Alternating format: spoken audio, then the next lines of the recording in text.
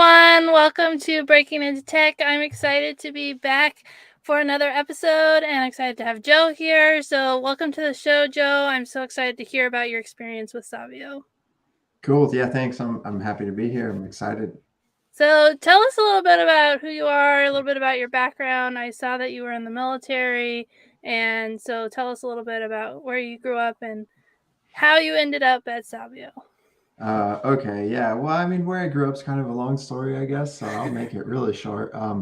But I was born in Kansas, and then we just moved around a whole bunch growing up. But most of my time was spent in North Carolina. So when people ask where I'm from, I usually tell them North Carolina.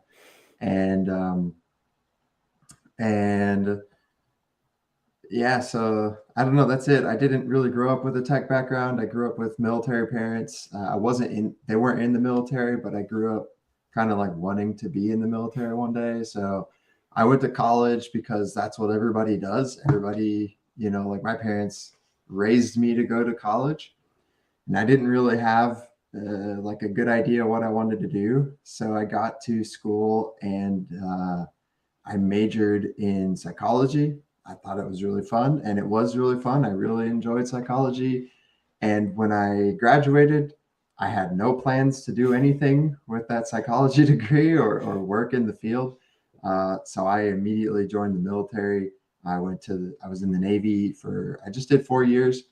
Uh, kind of was excited by like my parents' stories. They went overseas a lot. They did a lot of like stuff in the back country. They went to Panama and like lived in the jungle for a while, and I was like, yeah, that sounds awesome. And I joined the Navy, and I spent most of my time in Hawaii, um, driving tour boats for tourists. So it wasn't my favorite thing, and I was kind of like, maybe it's not for me. So I got out, um, and I actually so the job of driving a boat, you're on your feet all day. And in fact, I was in the if you've ever seen the Navy white uniforms, like the really fresh white uniforms, I was in those. We had to wear those uniforms every day. It was a really I worked at Pearl Harbor on the USS Arizona Memorial.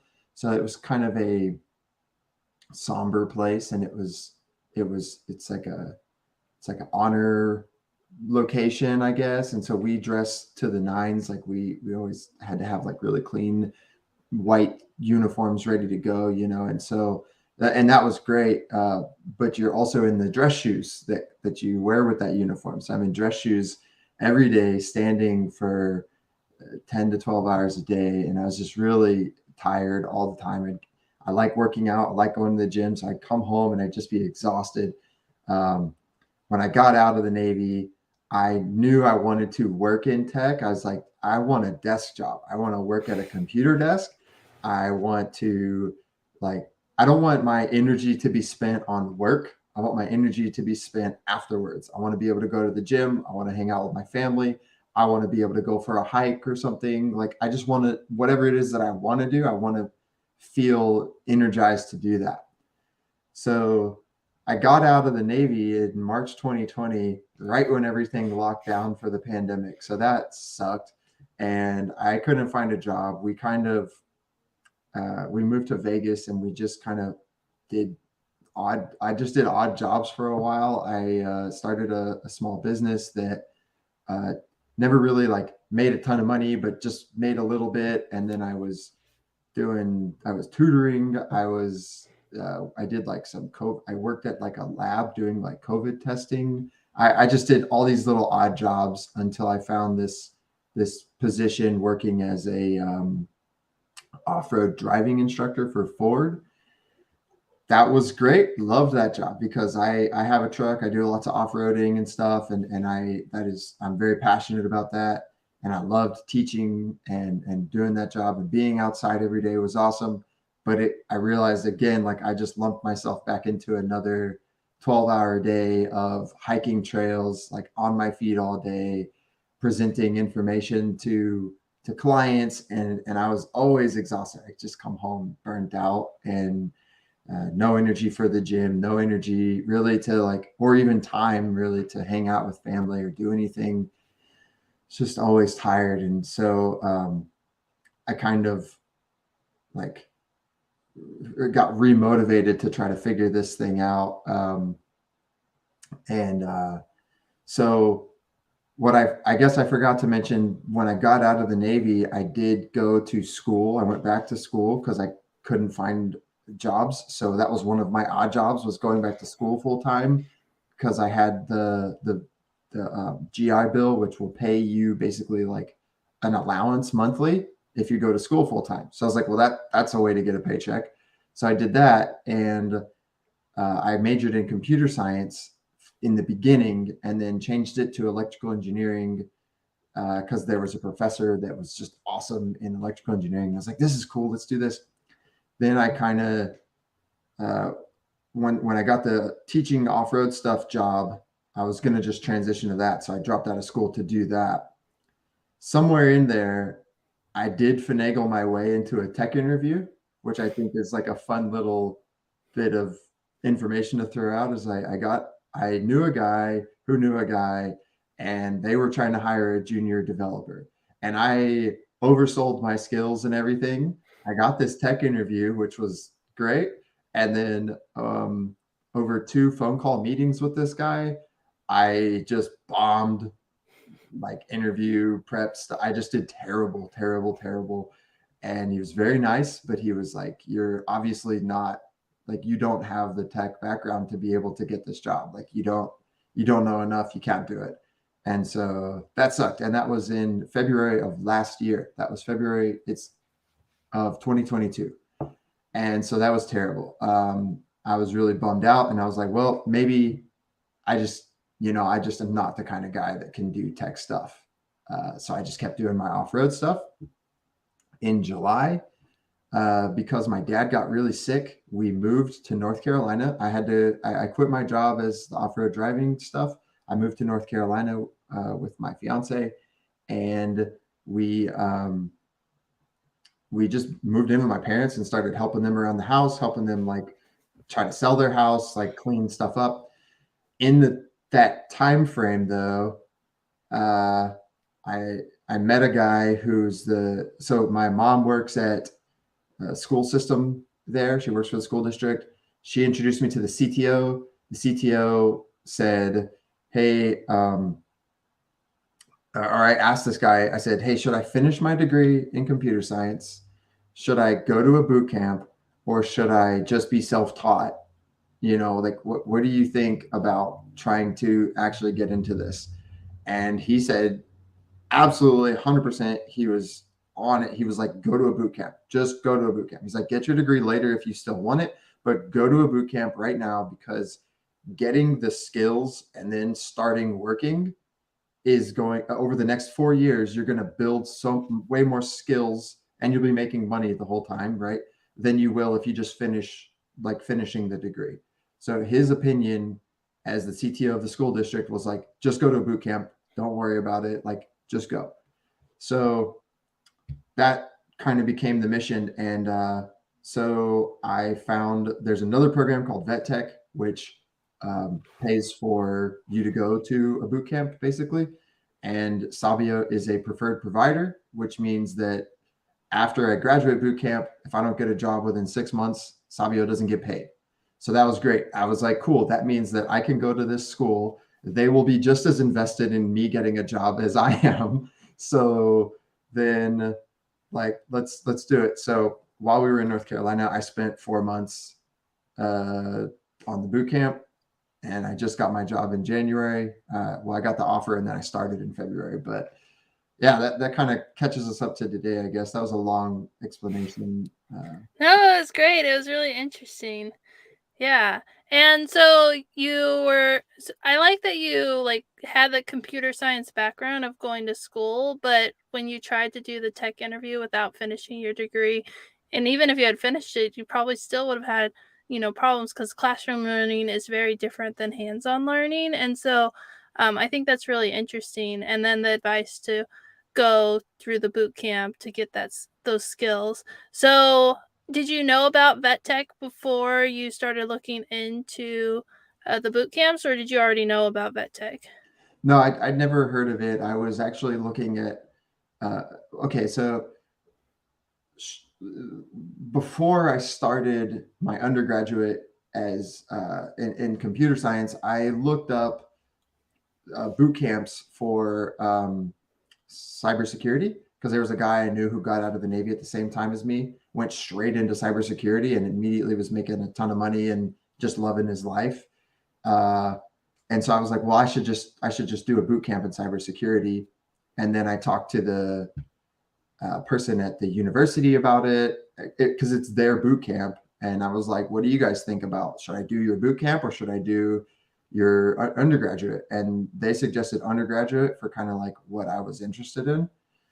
Um, at any rate, so I knew about boot camps, and that's so I was looked up the boot camp at University of North Carolina since I was in North Carolina, and I was like, I'll just do this program.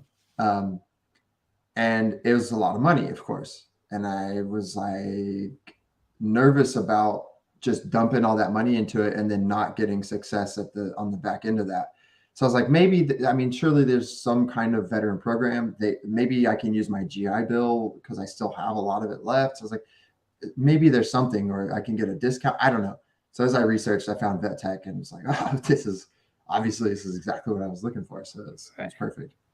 Yeah, it's a really great program, and I didn't know anything about it until I started doing these interviews, and I was like, "What? This is like something veterans need to know about." Because yeah, you just have to have 1 day of your GI Bill left so that you can use it, and it's just such a great program that can help veterans get into the tech industry. And Sabio, there's I've talked to a lot of veterans on the podcast because so many veterans use vet tech, and Sabio is ranked really high on there, and so that's how they find it. So that works. That's really great.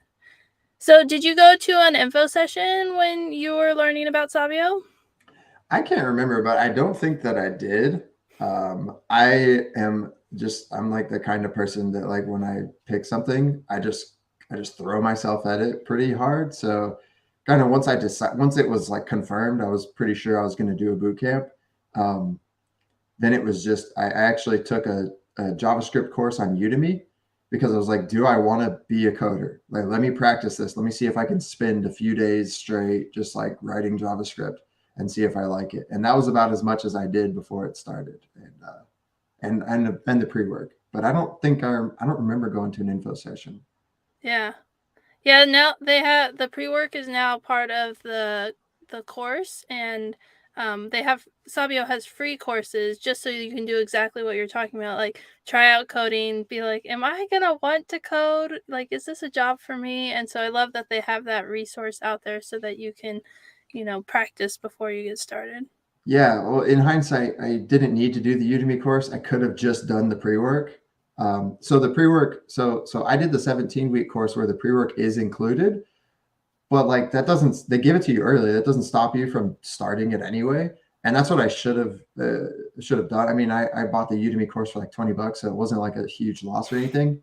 But I should have just done the pre-work because after I didn't finish the Udemy course. I only did maybe the first half of it, but I did plenty of it so that when I started the pre-work, I just it was what I just watched on Udemy. So I was like, oh, like I know all this. So I just like cruised through the pre-work really fast. Um, except for like HTML and CSS. That was all. That was mostly new. But the JavaScript stuff, I just cruised through it for the most part. But yeah, like in hindsight, I should have just done the pre-work and I would have been fine. Yeah, yeah. That's awesome to hear. That's great advice for someone who's looking and saying, what should I do if I'm curious? Do the pre work, and then that can help you realize if it's right for you. So, so when so you decided to do vet tech, and then you did that pre work course before you started with Sabio. What was your experience like going through the bootcamp program? Um, I mean, generally speaking, it was really great. It's hard. I mean, I think that the most important thing that everybody should like understand when they're about to go to the boot camp is that it is definitely a commitment and it's definitely hard. But it's also definitely one of those things that you can get out what you put into it, right? Like not everything. Like sometimes you put a lot of energy into something in life and it just doesn't pay off. And I think that that's not the case for boot camp stuff, or for Sabio at least, is it's I went in hard. I went in really hard. What I did was I ended up the week before the boot camp started, I finished all the pre-work because I wanted to practice, like the boot camp's 12-hour days. I wanted to practice the 12-hour days. So Monday, the week before boot camp started, I was like, my family knew what was going on, and I was like, I'm starting this whole 12-hour thing. Um, and it actually, I didn't do a full 12 hours. I did probably like 9 hours a day, but it was like a good practice round anyway, where I kind of got to work out kinks, like what distractions do I need to get rid of? Like what's working? How's this? It was a practice run, but it was also I just finished all the pre work in that week just by grinding on it like that, just like committing to it and just really getting after it. So when the boot camp started, day one, I didn't realize that we were supposed to do the pre work as part of the course. Like I said, I didn't go. I don't think I went to that info session. I didn't really know what was going on. I just knew that like I was going to do it. So when we started on Monday, and they were like, "Okay, guys, like get to work on the pre-work," I was like, "Guys, I don't have. What are we doing? What do we have to do?" And they're like, "Work on the pre-work." And I was like, "What if I already did everything?" And they're like, "You did everything?" And I was like, "Yeah, I already did it all." And they're like, "Oh, well, I guess like take the assessment." So Monday, I didn't really do a whole lot. Tuesday, they had the assessment ready for me, and I took the assessment and passed it. And then they just like when you pass it, then it just unlocks like the first, the next set of tasks to do. So I just started on that, and so kind of that put me ahead of everybody by kind of a lot. And then I continued to work really quickly through stuff, like really committing and just staying on it with like hours. Like I was really excited to just commit to this. So I finished all the tasks they gave me pretty quickly, and then I go to them and I'm like, "Hey, I'm done. What now?" And they're like, "Oh, you finished? Like, let me see it." And you do code review, and then they're like, "Great. Well, here's some more stuff." And there's this never ending line of tasks that they have that like get more and more and more complicated without having to push you into the next topic yet. So I ended up getting all of the more and more complicated tasks done within that topic. And they're like, "Okay, well, I guess we'll take you on to the next thing." So then I got to start React a little bit earlier. I blitzed through React, got all the extra tasks for that too, finished all those, started on the next thing, went into, I guess, SQL, right? And so I kind of just like head down, just like work every day. Got everything done. They give you extra tasks. They're way more complicated, which is great because you learn more. So got through all that stuff, finished everything, and then I caught up to the cohort that was in front of us, basically. So I caught up. I was at the same stage as what I was in 122. So I was at the same stage as 121. So I just requested to the instructors, is like, can I go into the production phase with them, like the apprenticeship phase? And they had to talk about it, I guess, but they agreed to do that. So I joined the production phase with 121. I worked with them for however long that is, 4 weeks or something like that, until they graduated. And when they graduated, that was when, uh, at that time, I jumped back in with my cohort and just finished out the rest of the program with them. But because I think maybe I could have graduated early, but because I was with VetGen, Pet tech. Vet Tech, yeah, because I was a Vet Tech, it was like you have to kind of stick with the program because of the way that Vet Tech's super strict. So I Right. just had to kind of like finish out my normal timeline, which was fine because I just got double the experience working on actual projects, which was also great. Yeah, I was looking at your LinkedIn profile before, and I kind of was like wondering if that's what happened based. So, because I was like, that's kind of interesting. His LinkedIn profile looks like he did two cohorts, and you did, and so Kind that's of, really yeah. that's kind of interesting that you did get to do that. And I love that you were able to like move at your own pace, and it's not like everyone's stuck like at the same spot. So like you're done with the pre-work, and they're like, okay, well, come back in a week. It was like, okay, let's undo the next thing and do the next thing and keep pushing forward and giving you more and more tasks to complete. And so I think that's really great. And I love That that was they were like Well, sorry, that was like super motivating too, though, because once I realized that that's how it worked, that if I finish it, they just give me more.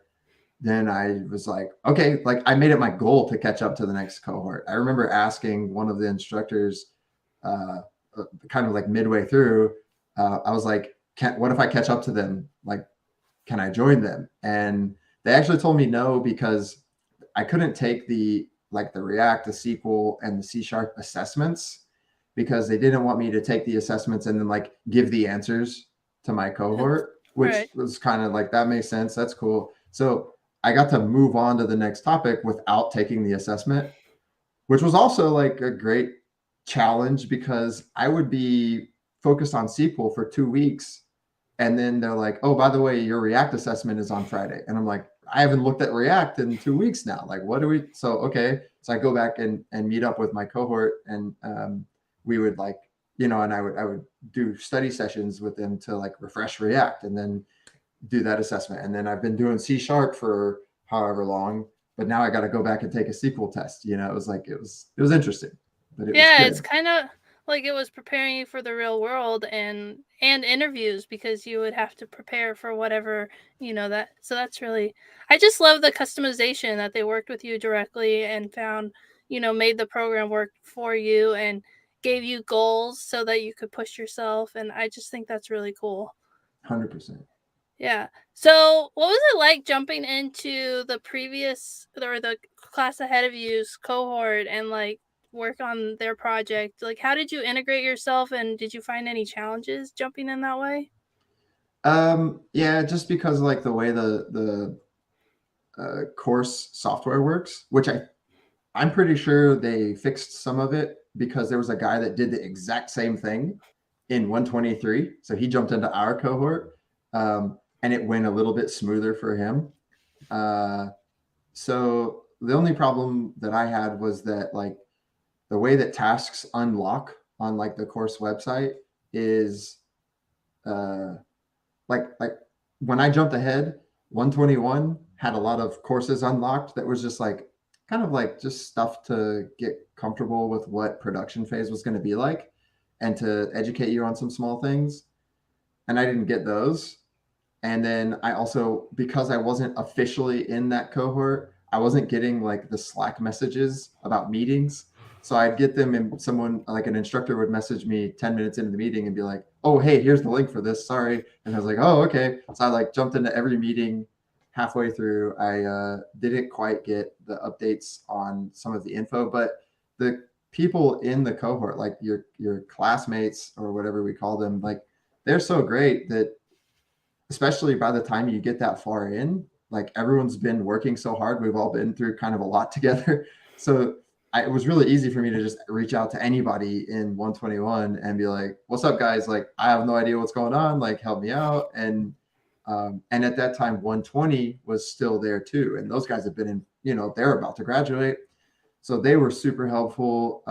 It was really easy for me to find the answers, even though like I didn't have the video to go watch. It didn't. It of course proved like a challenge, but it, at that point, like we're great at handling challenges, so it doesn't matter. It's you just figure it out. Just shoot someone a message. Yeah, and it's just like I did an interview a few weeks ago with Gregorio where he was talking about AI and how they're integrating that into future courses because of how important it seems to be. But it also, like you said, the next class, someone jumped into your guys' cohort and they made improvements. And so the Sabio is always adapting and changing and seeing like, oh, this student did this, so another student might do it. How can we do it better next time? And so I think that's really great too. Yeah, I'm still on the Slack channel, and that's like another thing that probably maybe we'll talk on. But like, there's so many alumni in there, and I'm one of them who sticks around and like will engage as needed wherever. But I've already seen even. I mean, I just graduated in January, and I've already seen in just these few months like they've changed so much stuff already. Like things they're like nonstop, which is that's good because that's how tech is. Like tech is nonstop. So that's Sabio's not getting left behind. I can see that. It seems Yeah. like so. Yeah, you definitely have to be always changing, always adapting. I think that's what a lot of businesses sometimes get stuck and they're like, we've got it made. And it's like the world is changing too fast. You have to, especially when you're in the tech industry, you have to be paying attention to what's going on and adapting and changing to stay current so that when you graduate that you can jump into a career and that you're prepared for it. So, yeah. So, when you finished your second cohort, what, like, and it's time to start sending out interviews, what was that experience like? It sounds like you found a job really quickly. Yeah, I did. So in part probably because I was in that cohort in 121, like I kind of watched them all apply to jobs. I watched them all like leave and go, and so I was kind of I was getting a head start on like resume prepping on some things like that. But yeah, you get to start applying, and they're pretty strict about it. They tell you like don't apply till they tell you to, and that's fair. To be honest, I didn't listen to that, and I started applying a little bit early, and then I got like some assessments. I got some like assessments that I had to do, and I did terrible. And then my confidence was kind of shot for like a week or two. Um, and I think, and then like in that moment, I was like, oh, that's why they tell you not to do that, right? Like I wasn't finished with the program, so like of course I'm not gonna like do great. So I kind of felt like I was just like kicking myself. It's like, okay, but that's why you're not. Anyway, when they give you the green light, you start applying. My first interview, I got it quickly. I hadn't even graduated yet. I was excited to get this interview. I went into it. I completely bombed it. I felt like I did great, but I did not. Like in hindsight, like a week or two later, I was looking back on it and I was like, no, that was a pretty bad interview.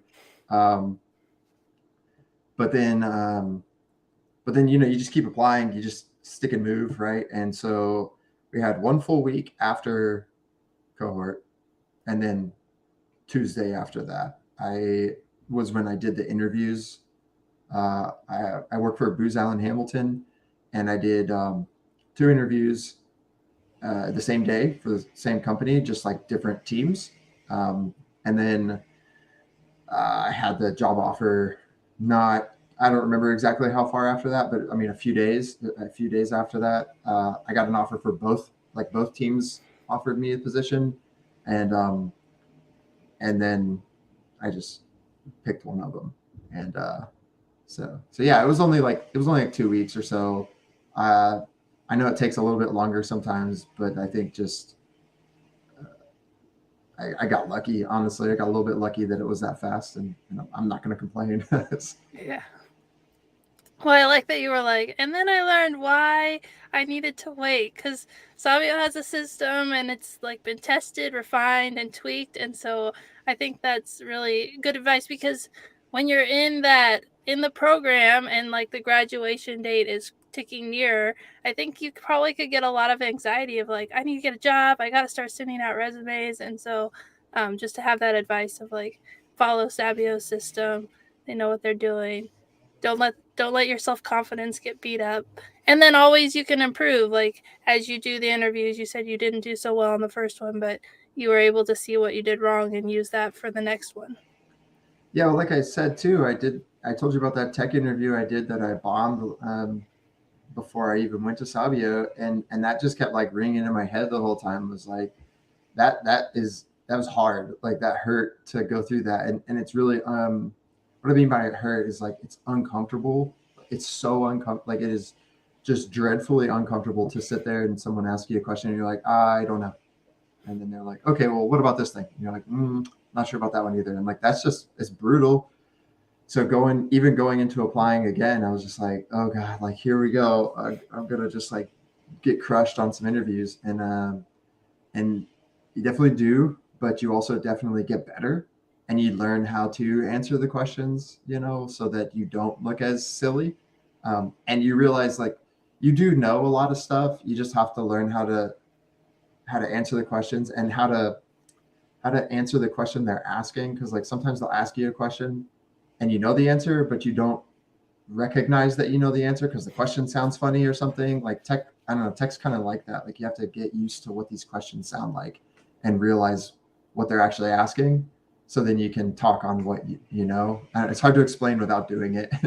Yeah, no, that makes. I mean, that makes sense. That like, if you ask a question a certain way and it's not like the way you've been practicing it, when you hear the question, you're like, especially if you're nervous, you're like, oh my goodness, I don't know the answer, and then you have to like realize like, yes, I do, and figure it out. But yeah, I mean, interviews, I don't think they're a lot of fun, especially.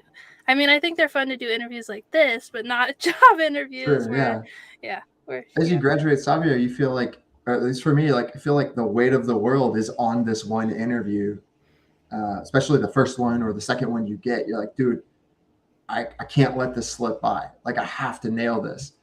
Um, and then as you go along and you're putting in, I mean, over 1,000 applications. Like you're just putting in tons and tons of applications. You're getting lots of recruiter phone calls and then a few like tech interviews here and there. You start to realize that they're not like one in a million. That you can get interviews, and then that makes you comfortable. So like you go into an interview less anxious because you're like, if I bomb it, I got another interview next week, so it's fine. Like it's okay. I'll do my best, of course, but like I don't have to feel like the world revolves around this interview. Right. Do you have any advice you would give to someone who is preparing for a job interview, especially a tech interview? Uh, I think my advice would just be like starting at the beginning is make sure you're putting in tons and tons and tons of applications so that you do have other stuff lined up so that you don't have to worry about whether or not you bomb the interview because then you're just a lot more relaxed. Uh, and then the first time you get an offer, you don't have to accept that right away usually. So you just keep doing interviews. And I did an interview while I had an offer. Uh, I did another interview and I was so confident in that interview. Um, one thing I learned about my interviewing was that I was a lot better at pitching my soft skills than my hard skills. So you can ask me a dozen tech questions and sure, like I'm not going to know the answer to all of them. I will do decent, but like I'm not going to know all the answers. But having learned a full stack coding in 4 months, I was like, I need to talk on that a little bit more. Like we don't really talk about bootcamp stuff, but it's like I need to talk on the fact that like I am a really quick learner. I am an aggressive worker. Like I will work super hard for your company. So you can, even if I'm not doing great on these tech questions, you can bet that I'm still going to be good for your company if you decide to hire me. And I actually said something to that effect at the end of an interview. These guys brought me into an interview. They misread my resume. So they thought I had skills that I didn't. My product at Sabio, the project I worked on was like a cybersecurity application. So they thought I had cybersecurity experience, which I don't. It's just an application that we built for a cybersecurity company. Right. So then they're like asking me cybersecurity and networking questions. And I was like, guys, and I told them, I was like, I think you saw on my resume that I worked for a cybersecurity application. Like, I don't know cybersecurity. I don't know networking. And when I did that, they kind of didn't know what to do. They didn't have other prepared questions. So there was a panel and they're like, does anybody else have anything? And they were like, not really. And then the couple tech questions they asked me that I should have known, I knew a couple, like a little bit. So I ended the interview. I was like, well, before you go, like hear this, and I kind of just unleashed like, I'm a hard worker. I'm worth betting on, that kind of thing. Sorry, someone's running a machine outside my house. I hope you don't hear that. But I was like, I'm a hard worker. You can bet on me if you want to, and they ended up making the offer, and it wasn't enough money. It wasn't as much as I had already been offered. So I was like, oh well, I'm going to decline it. But I was so confident in that interview because I had the offer. Yeah. I think that's really good to talk about like your soft skills and like how you're a hard worker and how valuable that is to a company because it isn't all about, just the tech of knowing the things. It's also of like who you are as a person. So that's really great advice. So, what advice would you give to someone who's considering going into Sabio and starting their bootcamp program? Yeah, this one, Sabio, like I said to the second ago, Sabio's hard. Okay, like it's designed to be hard because there's so much you have to learn. Uh, if you want a job, there's so much you have to learn in a short amount of time. So don't think that it's going to be easy. Like, my advice is expect it to be hard and just be okay with the fact that it's going to be really hard. Sit at your computer and put in the hours. Like work. If you don't understand something, just work. And Sabio instructors will tell you this 100 times. They'll tell you just keep moving forward. So you'll go through something, you won't fully grasp it, and you'll have this you'll want to just sit and dwell on it. You're like, well, I can't move on until I really fully get this. But that's not true. You just need to go to the next thing, because as you go to the next and the next and the next thing, something happens. I don't know, something happens in your brain. You start to figure it out, and you look back on something 5 lessons ago that you didn't fully understand, and you go, nah, that makes a whole lot more sense now.